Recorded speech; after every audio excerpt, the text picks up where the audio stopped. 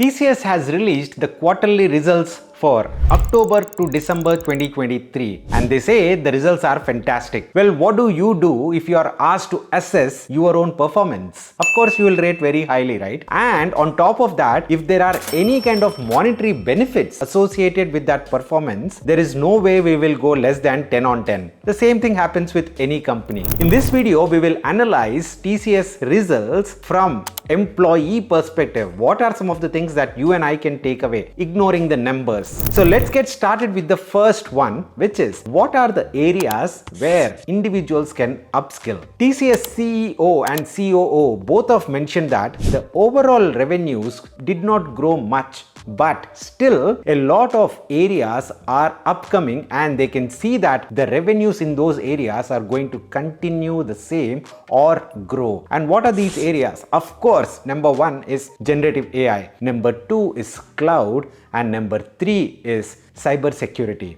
Generative AI, they very clearly mentioned that there are 4 proof of concepts that turned into projects. Cloud migrations are continuing. Companies which already have moved on to cloud are now trying to optimize and make sure that they get the best return on investment for their original cloud investments. So the cloud transitions will continue to happen. And third, the cyber security is an upcoming space. If you have expertise in any of these 3 areas, or if you want to build a certification around any of these 3 things, that could be a great benefit for you in this kind of environment where the results and the job opportunities are not pretty strong. The second takeaway from this particular quarterly result is around attrition. TCS mentioned that their overall attrition right now is 13%. And what does it mean? 13% of the employees left TCS in the last 3 months between October to December. Is that a good number? Yes, for TCS, because previously the attrition was around 18 to 20%.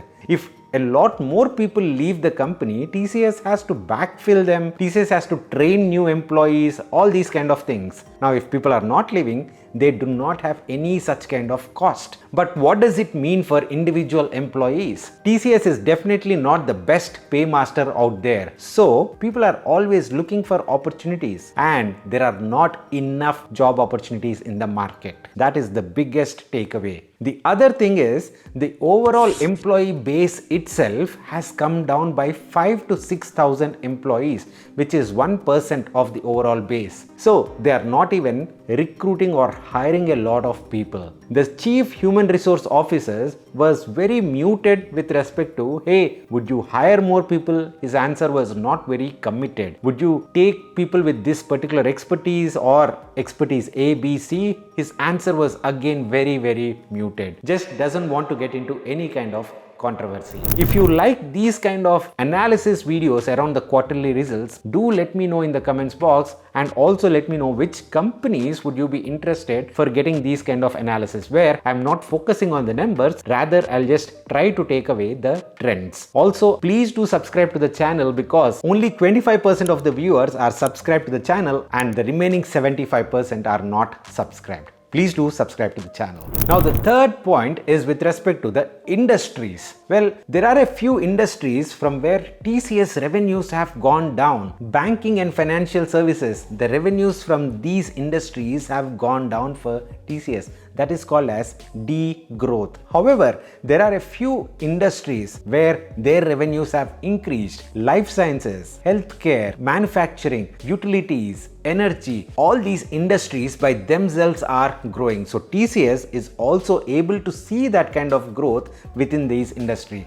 And what does it mean for you? Very simple. If you are currently in an IT services company or in a product company in the technology space, do not ignore the opportunities that are available from these non-tech industries, because these non-tech industries are also going through a lot of digital transformations and they would love to have a lot more tech folks in their teams. Again, they might not be the greatest paymasters, these non-tech companies, but they are great employers. So do not ignore and do not leave them if you are looking for that right job opportunity. The fourth trend that we can notice is with respect to work from home. The Chief Human Resource Officer mentioned that more than 65% of the TCS employees are now working from office, and they are trying hard to get the remaining 35% as well to office. They are conducting family days and they are trying to do a lot more events to increase that connectedness within the employees, and the ones who are not coming to the office will feel that FOMO, fear of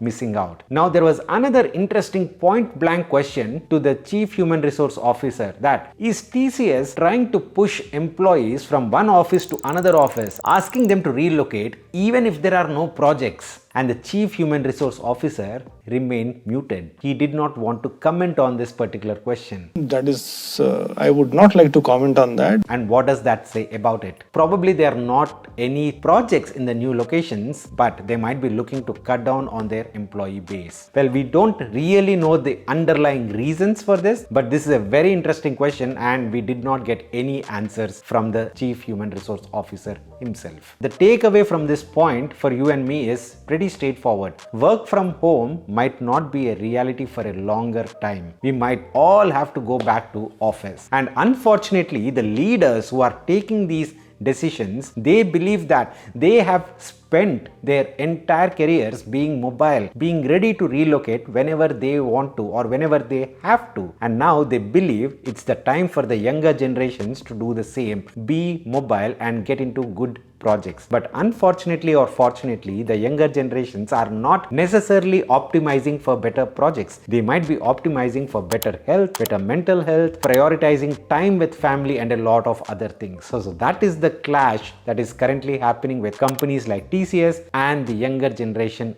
workforce. The fifth and the final but the most important and interesting takeaway from this TCS quarterly results is the overall macroeconomic situation improving, and does that benefit the IT sector companies? To this question, the CEO mentioned very clearly that the reality on the ground did not change. Well, the sentiment improved. That is the reason why we see stock market rallying, but it is not converting into client confidence, and the clients are not giving out more projects to companies like TCS. Even Infosys has reduced their forecast expected revenues. Previously, they mentioned that they are expecting their revenues to increase by 2.5% in 2024, but now they mentioned that revenue growth figure will only be 1.5%. You can see companies are not very confident still about the macroeconomic situations. And what does that mean for you and me? It means the hiring patterns will also be unpredictable. If you are in a good job, a stable job, do stick around. It might not be a right time still to go on that job hopping scenario. Thank you so much, guys. A quick request, if you believe that these kind of explainer videos on the quarterly results would be helpful, do let me know in the comments box. Thank you again. We'll see you in the next one. Bye bye.